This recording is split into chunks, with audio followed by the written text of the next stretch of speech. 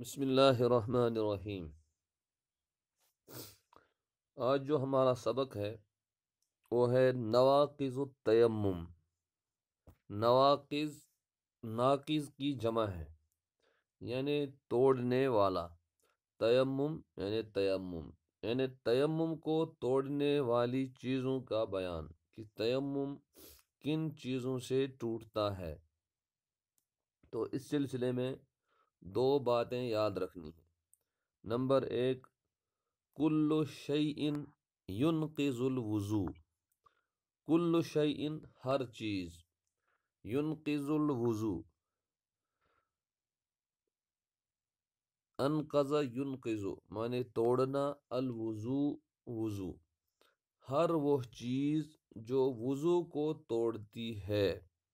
ینقض التیمم کذالک، وہ تیمم کو بھی اسی طرح توڑتی ہے۔ یعنی جس طریقے سے اس سے پہلے ہم نے وضو کے نواقض پڑھے، تو جو وضو کے نواقض ہیں وہ تیمم کے بھی نواقض ہیں، وہ تیمم کو بھی توڑ دیتے ہیں۔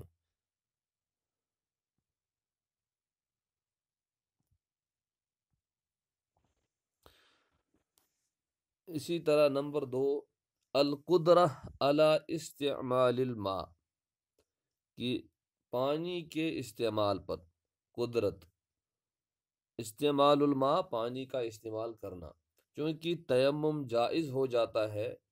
پانی کے استعمال پر قدرت نہ ہونے کی وجہ سے، لیکن جب واپس وہ قدرت بحال ہو جائے، پانی کے استعمال پر قدرت بحال ہو جائے، تو تیمم ٹوٹ جائے گا اور اب پانی استعمال کرنا ہوگا۔ وزوال العذر، اسی میں یہ بات بھی آتی ہے کہ وہ عذر الذی اباح لہ التیمم، جس نے تیمم کو جائز کر دیا تھا، اباح معنی جائز کرنا، لہو اس شخص کے لیے، التیمم تیمم، اس عذر کے زائل ہونے سے بھی تیمم ٹوٹ جائے گا جس نے تیمم کو اس شخص کے لیے جائز کیا تھا۔ جیسے من فقد مائن، پانی موجود نہیں تھا، سفر میں تھے پانی موجود نہیں تھا، یا حضر میں تھے پورے علاقے میں دور دور تک کہیں پانی نہیں تھا، تو تیمم جائز ہو گیا تھا، لیکن اب پانی ظاہر ہو گیا، یعنی پانی کا فقدان ختم ہو گیا، تو تیمم ٹوٹ گیا۔ اسی کو کہتے ہیں آب آمد تیمم برخاست، جب پانی آ گیا تو تیمم نکل جاتا ہے۔ او خوف عدوین، یا دشمن کا خوف، یعنی دشمن کے خوف کی وجہ سے تیمم جائز ہو گیا تھا، لیکن دشمن کا خوف ختم ہو گیا، دشمن وہاں سے چلا گیا، یا اس نے صلح کر لی، یعنی جو بھی چیز ہو جس کی وجہ سے دشمن کا خوف چلا گیا۔ او خوف مرضن، یا مرض کا خوف ختم ہو گیا یا کم ہو گیا، کہ پہلے سے بہتر حالت ہو گئی، اب ڈاکٹروں نے کہا کہ پانی استعمال کر سکتے ہیں۔ تو اس طرح کی ونحوہ، اور اس طرح کی چیزیں، یعنی جن کی وجہ سے تیمم جائز ہو گیا تھا،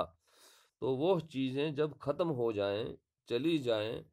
تو اب تیمم بھی چلا جائے گا، اب پانی کا استعمال لازم ہوگا۔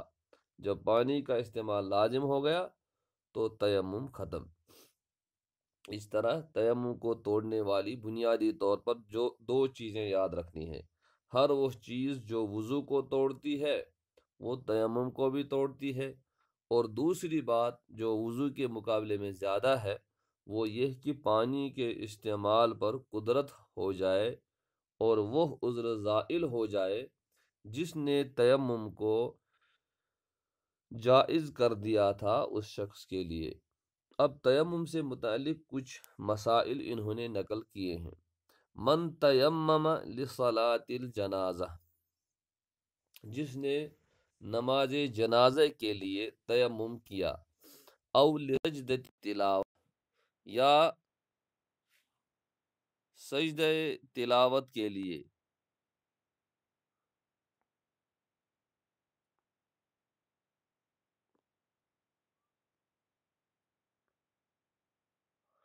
یا سجدہ تلاوت کے لیے تیمم کیا،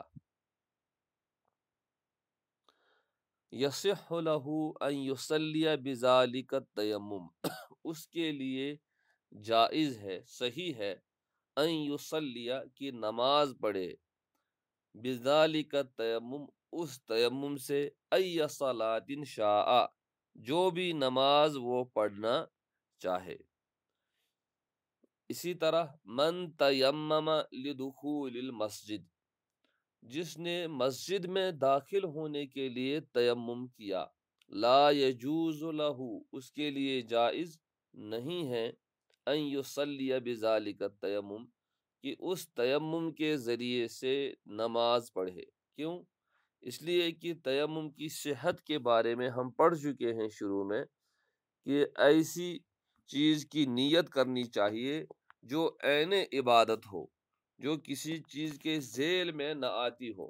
جیسے نماز یا نماز کے اجزاء، جیسے نماز جنازہ یہ بھی نماز ہے، یا کوئی بھی فرض نماز، نفل نماز، یا نماز کا حصہ ہے سجدہ تلاوت، تو یہ چیزیں جو ہیں نماز کے اجزاء ہیں اور فی نفس ہی مقصور ہیں، تو ان کے لیے اگر تیمم کیا باقی عبادتیں خود ہی جائز ہو جائیں گی۔ لیکن اگر ذیلی طور پر کسی چیز کے لیے کیا تو پھر ان عبادات کے لیے وہ تیمم کافی نہیں ہوگا۔ من تیمم لدخول المسجد جس نے مسجد میں داخل ہونے کے لیے تیمم کیا، لا یجوز لہ اس کے لیے جائز نہیں، ان یصلی کہ وہ نماز پڑھے، بذالک التیمم اس تیمم کے ذریعے سے۔ من تیمم لزیارت القبور اسی طرح کسی نے تیمم کیا زیارت قبور کے لیے، یعنی قبرستان جانے کے لیے، او لدفن المیت یا میت کو دفن کرنے کے لیے، لا یجوز لہ اس کے لیے جائز نہیں، ان یصلی کہ وہ نماز پڑھے، بذالک التیمم اس تیمم سے۔ من یرجو انہ یجد الماء اسی طریقے سے ایک شخص کو امید ہے، یرجو مانے امید ہے، انہ یجد الماء کہ وہ پانی پائے گا، قبل خروج الوقت وقت کے نکلنے سے پہلے پہلے، یستحب لہ اس کے لیے مستحب ہے، لازم نہیں ہے، مستحب ہے، ان یؤخر التیمم کہ تیمم کو مؤخر کرے۔ جیسے فجر کی نماز مثال کے طور پر شروع ہوتی ہے 5:30 بجے اور ختم اس کا ٹائم ہوتا ہے 7 بجے، تو بیچ کا یہ 1.5 گھنٹہ ہے جو کہ فجر کی نماز کا وقت ہے۔ تو جو ہی وقت داخل ہو گیا، پانی اس کے پاس نہیں ہے، اس کے لیے تیمم کرنا جائز ہے، لیکن اس کو امید ہے کہ کوئی شخص آ رہا ہے اور وہ 7 بجے سے پہلے پہلے اتنے وقت میں آ جائے گا کہ تیمم بھی کر سکتے ہیں اور نماز کی 4 رکعت بھی ادا کر سکتے ہیں، تو مستحب اس کے لیے یہی ہے کہ یہ انتظار کرے اور پھر وضو کرے اور پھر نماز ادا کرے، یعنی تیمم کو مؤخر کرنا مستحب ہے۔ اگر آیا تو ٹھیک، اگر نہیں تو اب زیادہ انتظار نہیں بلکہ اب تیمم کرے اور وقت کے نکلنے سے پہلے پہلے نماز ادا کرے۔ اسی کو یہاں مسئلے میں سمجھایا، من یرجو انہ یجد الماء جس کو امید ہے کہ وہ پانی پائے گا، قبل خروج الوقت وقت کے نکلنے سے پہلے پہلے، یستحب لہ اس کے لیے مستحب ہے، ان یؤخر التیمم کہ وہ تیمم کو مؤخر کرے، الذی وعدہ احد بالماء اور اسی طریقے سے جس کے ساتھ کسی نے وعدہ کیا ہے بالماء پانی کا، یجب علیہ اس کے لیے تو واجب ہے، ان یؤخر التیمم کہ وہ تیمم کو مؤخر کرے۔ یہ کیوں؟ اس لیے کہ یہاں یقینی صورتحال ہے کہ اس کے پاس پانی آئے گا، لیکن یہ وعدہ یہاں کے جیسا نہیں ہونا چاہیے بلکہ پختہ وعدہ ہونا چاہیے۔ یہ بوز یمے شامس بگن پتہ رات نفر کیا میں وونمت شامس بگ یمے، پیش پت دپان یمے پیش پت ین وول خفتنس تان کن سات تو اس طرح کا وعدہ نہیں ہونا چاہیے، ہاں بلکہ وعدہ ہی ہونا چاہیے۔ الذی وعدہ احد بالماء، جس سے کسی ایک نے وعدہ کیا ہے پانی کا، یجب علیہ، اس کے لیے واجب ہے، ان یؤخر التیمم، کہ وہ تیمم کو مؤخر کرے۔ اسی طرح مسئلہ ہے من کان معہ ماء قلیل، کسی کے ساتھ پانی ہے تھوڑا سا، حالت سفر میں ہے، پانی ہے مگر کم ہے، وہو فی حاجت الی عجن الدقیق، لیکن ادھر سے خوراک کچھ بھی نہیں ہے اور آٹا اس کے پاس ہے اور آٹے کو گوندنا ہے، اس کے لیے پانی چاہیے، تو کیا کرے گا؟ یعجن الدقیق بالماء، پانی سے آٹا گوندے گا۔ کیوں؟ اس لیے کہ زندگی کو مقدم رکھا گیا ہے، شریعت کے جو تقاضے ہیں ان میں زندگی کو مقدم رکھا گیا ہے، لہذا شریعت اس کو اجازت دیتی ہے کہ پہلے وہاں پانی سے آٹا گوندے اور نماز کے لیے تیمم کرے، ٹھیک؟ اس لیے کہ روٹی جو ہے تیمم سے نہیں پک سکتی ہے، لیکن نماز تیمم سے صحیح ہو جائے گی۔ وَيَتَيَمَّمْ لِلصَّلَاةِ، اور نماز کے لیے تیمم کرے گا۔ پھر آگے الگ مسئلہ ہے، من کان معہ ماء قلیل، جس کے ساتھ پانی تھوڑا سا ہے، وہو فی حاجت الی طبخ مرق، اور اس کو مزید کچھ سالن پکانے کی ضرورت ہے، یعنی سالن پہلے سے ہے لیکن کہتے ہیں کچھ رس اس میں بڑھائے، یتوضأ بالماء، تو کہتے ہیں نہیں، سالن بڑھانے کی ضرورت نہیں ہے، اس کے بغیر بھی کام چل جائے گا، تو یتوضأ بالماء، لہذا پانی سے وضو کرے گا، ولا یطبخ المرق، اور سالن نہیں پکائے گا، یعنی جہاں اس کے بغیر کام چل سکتا ہے تو وہاں پانی وضو کے لیے استعمال ہوگا، لیکن جہاں اس کے بغیر کام نہیں چلے گا تو پھر وہاں تیمم کی گنجائش ہوگی۔